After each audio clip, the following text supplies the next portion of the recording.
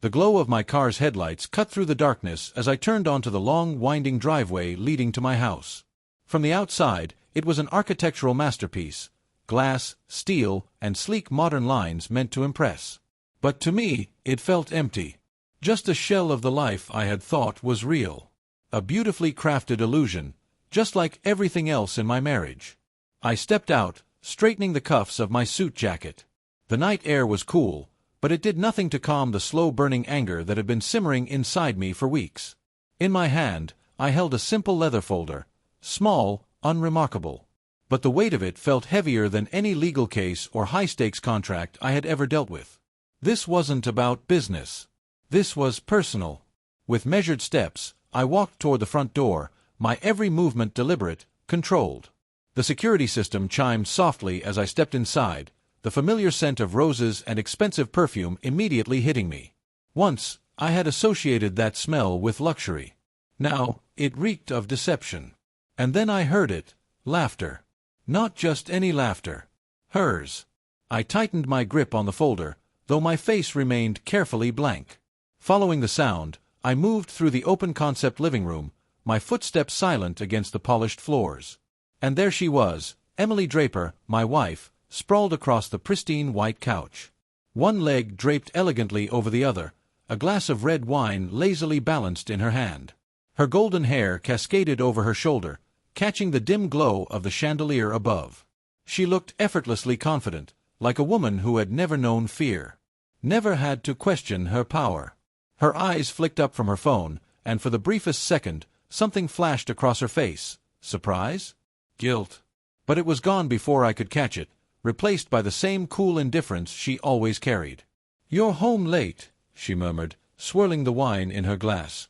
The deep red liquid moved like liquid silk, seductive, deceptive. "Long day," I said evenly, setting the folder down on the glass coffee table between us. Emily tilted her head, watching me with quiet amusement. I imagine those never-ending meetings must be exhausting." Her voice was slow, deliberate, dripping with something unspoken. She was testing me. I took a seat across from her, resting my hands on the armrests of the chair. My pulse was steady, but beneath the surface, the adrenaline was already kicking in. I had spent weeks preparing for this moment, unraveling every lie, every whisper, every carefully hidden detail she thought I would never find. Emily smirked, returning her attention to her phone, her perfectly manicured fingers tapping out a message. I already knew who it was for. I had known for weeks. Every text, every call, every secret rendezvous, documented, catalogued, undeniable. She thought I was clueless, just another oblivious husband, a pawn in her little game. She had no idea. Not yet. I leaned back, exhaling slowly, letting the silence settle between us. Letting her bask in her own arrogance a little longer. She thrived in quiet rooms, where her reflection in the glass was the only thing that mattered. Where admiration came easily, and consequences never seemed real. But tonight was different. Tonight, the cracks in her perfect little world were about to start showing. And I was the one holding the hammer. Mornings in our house always followed a predictable rhythm, freshly brewed coffee filling the air, the hum of the news playing in the background, the soft click of designer heels against marble floors. Today was no different. At least, not on the surface. I sat at the sleek glass dining table, scrolling absently through my phone. A cup of black coffee rested beside me, untouched. Across from me, Emily looked every bit the picture of effortless perfection, her blonde hair styled just so, silk robe draped over her shoulders like royalty. She sipped her mimosa, occasionally smirking at something on her phone. I already knew what it was. Probably a message from one of them. For the past month, I had been peeling back the layers of her betrayal, and what I uncovered was so much worse than I had ever imagined. This wasn't just a fling. This wasn't just one man, or even two. This was a strategy. A game where Emily held the strings, pulling powerful men into her web and using them like pawns. She wasn't just cheating, she was leveraging her affairs to manipulate my career, to ensure her influence over my future. And she thought she was winning. She let out a soft laugh, finally setting her phone down and looking at me with a teasing smirk. "Oh, Ben," she purred, stirring her drink with one perfectly manicured finger. "You've been working so much lately. You barely even look at me these days." I met her gaze, my face unreadable. "Busy week," I said smoothly. She tilted her head slightly, studying me. Too busy to notice what's going on around you?" Another test. Another little jab to see if I'd flinch. I gave her nothing. Emily leaned forward, her smirk widening. "I had lunch with Richard yesterday," she said, her voice light, casual. "Richard Matthews. My boss. One of them." I nodded as if the name meant nothing to me. Emily's eyes gleamed with amusement. "Oh, he's such a powerful man," she mused, running her finger along the rim of her glass. "So decisive. So commanding." She let that last word hang in the air, watching for a reaction. She got none. Her smirk faltered just slightly before she pressed on. "He told me something interesting. Want to hear it?" I set my phone down, feigning mild curiosity. "Sure." She leaned in, voice dropping to a whisper, like she was sharing some delicious secret. "He said he loves our little arrangement." She traced circles on the glass tabletop, her lips curling with amusement. "He and the others. They've never had so much fun." I remained still, my expression betraying nothing, though inside, a slow burn of cold fury was settling in my chest. Emily's smile turned saccharine. "You know the best part," she giggled, taking a sip of her drink. "They want to do it again. All of them. Over and over. They don't get bored easily, you know." She was daring me to react. Pushing, prodding, waiting for the moment I'd break. But I didn't. Instead, I leaned back in my chair, considering her words for a moment before I smiled. Not the reaction she was expecting. Her smirk twitched, a flicker of uncertainty crossing her face. I picked up my coffee, finally taking a slow sip. When I set the cup down, I met her gaze with an expression so calm, so composed, that it sent a chill down her spine. "That's good to know," I said smoothly. Emily blinked, thrown off balance. "What?" I just smiled again and stood up. "I should get to the office. Big day ahead." She narrowed her eyes, watching me with a strange expression, something close to suspicion creeping in. Something felt off to her now. Good. Pausing in the doorway, I glanced back at her one last time, my smile still in place, but sharper now, precise. Like a knife just before it sinks into the skin. "I'll see you tonight," I said. And then I walked away. Emily sat frozen in place, her fingers tightening around the stem of her glass. For the first time in a long time, she felt something unfamiliar. Unease. Soft jazz played in the background, mingling with the flickering glow of candlelight that reflected off the crystal glasses on the marble counter. The scent of aged bourbon lingered in the air, blending with the subtle vanilla undertones of the expensive liquor. But beneath it all, there was another scent, Emily's perfume. A blend of arrogance and seduction, a scent that used to draw me in.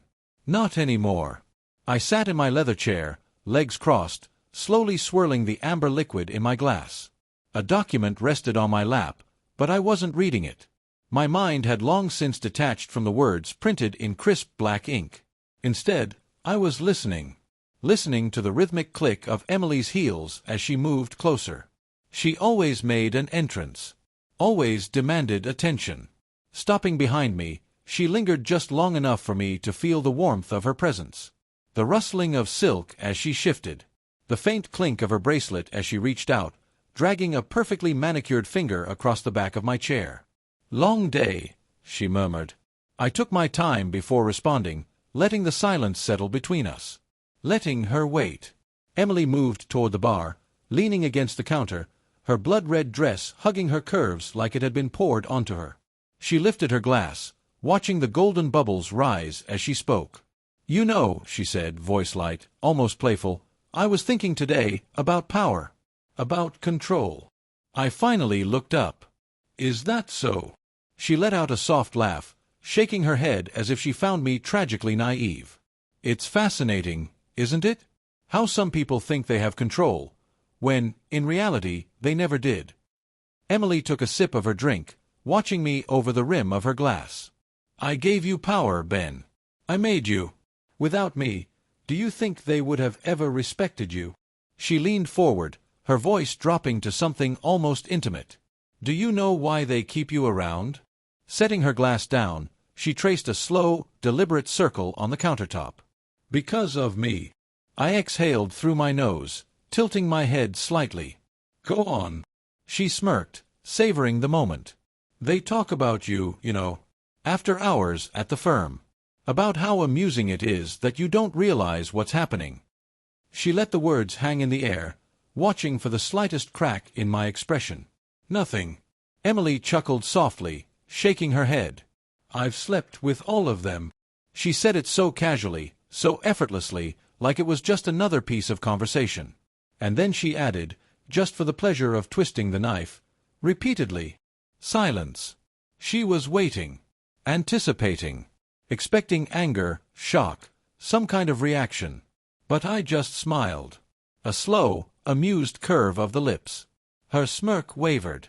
I swirled the bourbon in my glass, watching the way the ice shifted, then finally set it down beside me. My movements were controlled, deliberate. When I leaned forward, resting my elbows on my knees, the air in the room shifted. I was no longer the amused observer. I was the predator. Fascinating, I murmured. Emily blinked, thrown off by my reaction. I studied her for a moment, watching the flicker of uncertainty creep into her eyes. Then, with the same quiet amusement, I said something that made her entire body go still. And what would you say if I told you I've already prepared a little surprise for them? Her smirk vanished. A shadow crossed her expression. The first flicker of real doubt. What? She asked, her voice no longer dripping with arrogance. I didn't move. I didn't need to. I suppose you'll find out soon enough, I mused, my tone almost lazy. Then, as if on cue, the doorbell rang. Emily's head snapped toward the entrance. A frown settled onto her face. I leaned back, exhaling slowly, savoring the moment. Emily straightened, smoothing her dress with practiced ease, but something was off now. That air of smug confidence, still there, but laced with something new. Hesitation. She glanced back at me, searching for some kind of answer. I just lifted my glass in a slow, almost careless toast. Go on, I murmured. She swallowed, squared her shoulders, and walked toward the door. She had no idea what was waiting for her on the other side. But something in the way I smiled told her. She wasn't going to like it. Emily moved toward the door with a slow, confident sway, her silk robe barely clinging to her shoulders. Even now, she was savoring the moment, certain she was still in control.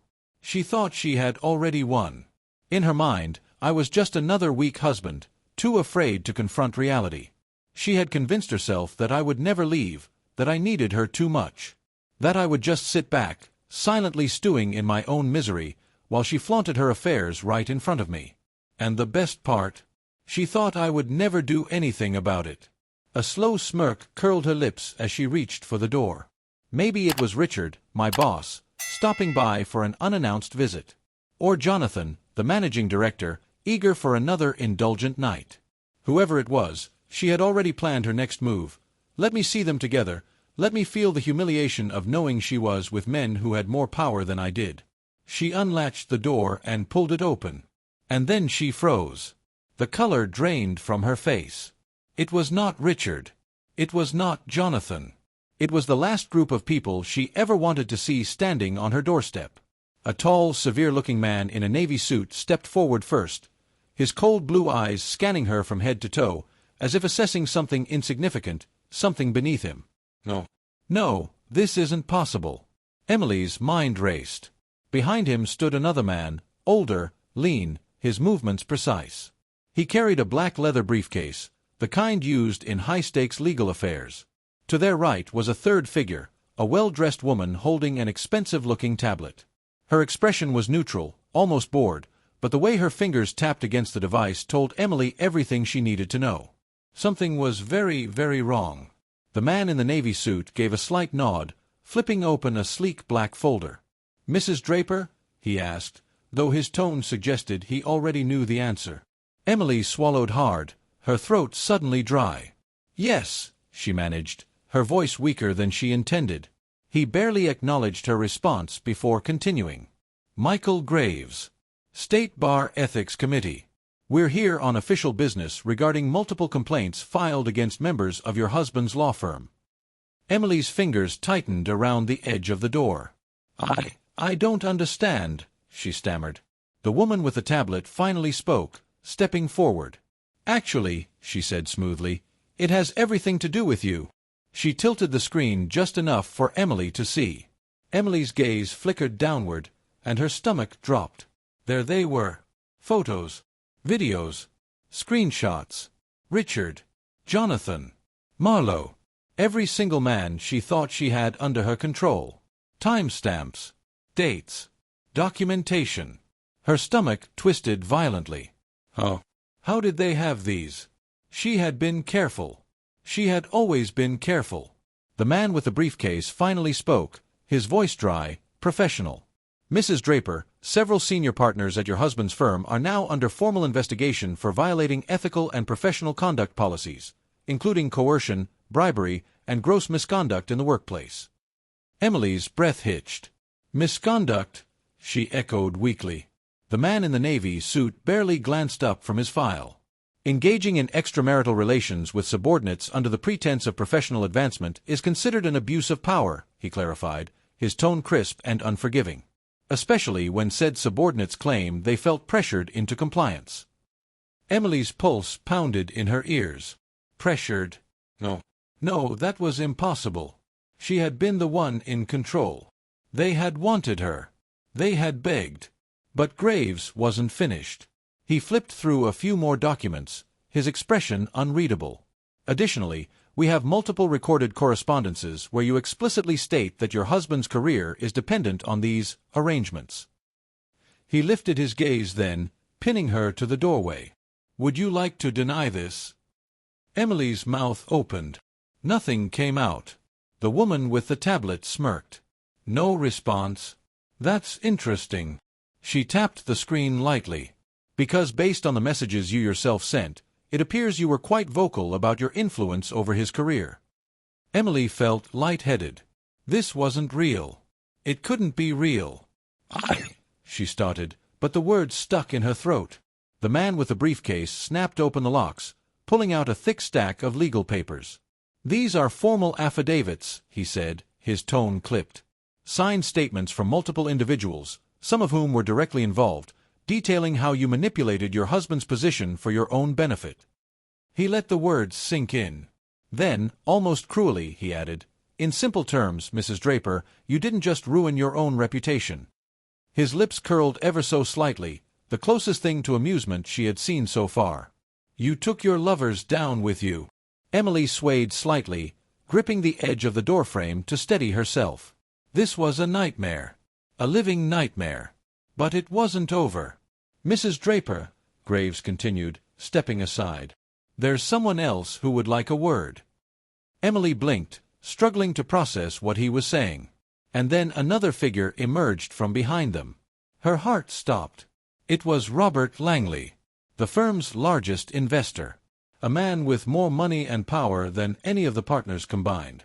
His face was unreadable, his sharp brown eyes fixed on her with quiet scrutiny. Emily gasped. Mr. Langley, she choked out, confused. He was supposed to be in London. He wasn't supposed to be here. You made a mistake, Mrs. Draper, Langley said, his voice unervingly calm. You played a game, he continued, his gaze flickering past her, toward the interior of the house. I barely had time to let the moment settle before I heard footsteps behind me. Slow. Hesitant. Like a man who had just walked into something he wasn't ready for. I didn't turn right away. I already knew who it was. I had been waiting for this. Emily, however, did turn. I could hear the shift in her breath, the slight hitch in her throat when she realized who had just arrived. Marlowe Kent. One of her men. One of the names on the list. And from the look on his face, I knew. He had no idea this was coming.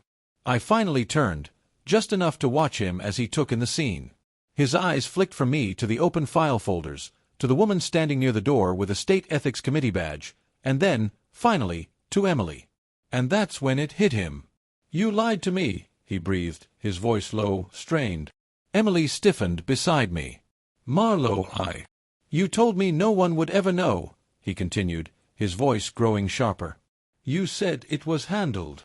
I watched the shift in Emily's body, the slight sway of her weight, the way her hands clenched at her sides. She was scrambling, panicking, because this wasn't just about me anymore. Now she had to face him, too. "You told me we were in control," Marlowe hissed, stepping closer. "That this would never get back to the firm." Emily exhaled sharply, trying to grab onto whatever power she thought she had left. "It wasn't supposed to," she insisted. I smirked. She really thought that was going to work? A new voice cut through the tension. "Mr. Kent." I turned toward the woman standing near the door, still calm, still completely unaffected by the chaos unraveling in front of her. "Rebecca Langley, Senior Investigator, State Ethics Committee." Emily must have thought she was only dealing with me tonight. She was wrong. "Mr. Kent," Rebecca repeated, stepping forward, her tone sharp and professional. "You are now formally placed under administrative leave, effective immediately, pending an official investigation into your conduct and professional violations." Marlowe turned sharply toward her. "This is a joke." Rebecca didn't flinch. "Your access to the firm's accounts and decision-making privileges has been revoked," she continued, flipping through her tablet. "A formal hearing will take place next week." Marlowe let out a short, bitter laugh. "You have no idea what you're doing." Rebecca raised an eyebrow. "Oh, I think we do, Mr. Kent," she said, her voice eerily smooth. "After all, we have the evidence. Plenty of it." Emily tensed beside me. I didn't have to look at her to know her breathing had quickened, that her pulse was racing. She wanted to look away, but she couldn't, because Marlowe was looking at her now, and she could see it in his eyes. The betrayal, the rage, the realization that he was going down, and that it was because of her. "You ruined me," Marlowe whispered. Emily took a step forward, her voice desperate now. "No, Marlowe, listen." But it was too late. His face twisted with disgust. And then, he turned and walked out. Didn't look at me. Didn't look back at her. Didn't even stop to argue. The door slammed shut behind him. And just like that, he was gone. Emily's entire body swayed slightly, as if her own weight was too much for her. I could feel it. The moment she realized how alone she was now. No more lovers. No more firm allies. No more safety net. She turned toward me, and when she spoke, her voice was edged with fury and something else, desperation. "You think this is over?" she spat. "You think you've won?" I tilted my head slightly, watching her. She was still trying, still grasping for the power that had already slipped through her fingers. I smiled. "You still don't get it, do you?" I murmured. Emily's nostrils flared. "You think you're some kind of mastermind, don't you?" she sneered. "You think ruining me will make you a man?" I took a step forward, leaning in just enough so that she could feel the shift in power. Just enough so she could see in my eyes what was coming next. "No, Emily," I said softly. My voice was calm. Dangerous. "I didn't ruin you." I held her gaze, letting the weight of my next words settle into her bones. "You did that all on your own." She parted her lips slightly. But no words came out. Because deep down, she knew. And for the first time that night, I watched it happen. That slow, creeping realization. That moment when she truly, finally understood. She had lost. Emily sat frozen. She was still trying to process what had just happened. How, in a matter of minutes, her world had been stripped away. Her perfect life. Her power. Her control. Gone. I watched as she swallowed hard, trying to regain composure, trying to find a way out. But there was no way out. Not anymore. Rebecca Langley took a small step forward, flipping her folder closed with a quiet snap. Her work here was done. She glanced at me, then at Emily. "Mrs. Draper," she said, her voice smooth and professional, "I assume you understand what happens next." Emily didn't answer. She just stared at her. I almost laughed. For once, she had nothing to say. Rebecca didn't need a response. She adjusted her tablet in the crook of her arm and turned toward the door, where the others, Kessler, the remaining investors, were already making their way out. The weight of their silent judgment filled the room, suffocating Emily like a noose tightening around her throat. One by one, they left, until it was just her and me. She exhaled sharply, finally breaking the silence. "Is this what you wanted?" she asked, her voice raw. "To destroy me?" I tilted my head slightly, studying her. Her hair was slightly disheveled now, her once perfectly composed features were betraying her emotions: anger, shock, fear. This wasn't the same woman who had been mocking me over breakfast this morning. And yet, she still didn't get it. I leaned against the table, resting my hands on the glass surface between us. "I didn't destroy you, Emily." I let those words sink in, watching her chest rise and fall unevenly. "You did that all on your own." Her jaw clenched, her nails digging into the fabric of her dress. She hated hearing it. Hated knowing it was true. I exhaled, standing up straight and rolling my shoulders, as if shaking off the last weight of this whole thing. "By the way," I added casually, reaching for my jacket, "I'll be filing for divorce in the morning." That got a reaction. Her eyes snapped to mine, widening slightly. She hadn't expected that. Not because she thought I loved her, not anymore, but because she had convinced herself that I would always be stuck. That I needed her. That, even if I knew the truth, I'd be too weak to actually leave. And now, she was truly alone. She took a shaky breath, her lips parting slightly as if she wanted to argue, to beg, to say something, anything, to stop this from happening. But what could she possibly say? I turned toward the door, adjusting my cuffs. I didn't need to stay here anymore. She was finished. The moment my hand touched the doorknob, she finally spoke. "Ben." I paused, just for a second. Not because I was waiting for her to say something important. Just because I wanted to remember this moment. The moment everything changed. When I turned back to look at her, I saw it. Not defiance. Not arrogance. Just a woman who had finally realized the game was over. Her lips parted slightly, but no words came out. She had nothing left. I gave her one last look, one that told her everything she needed to know. Then I walked out, leaving her standing alone in the ruins of her own making. And for the first time in a long time, I felt free. Thank you for visiting my YouTube channel. Your support, likes, and comments truly inspire me to create even more engaging content. If you enjoyed this video, don't forget to subscribe and hit the notification bell so you never miss an update. You're a part of this amazing community, and I'm thrilled to share my stories with you. See you in the next video on YouTube.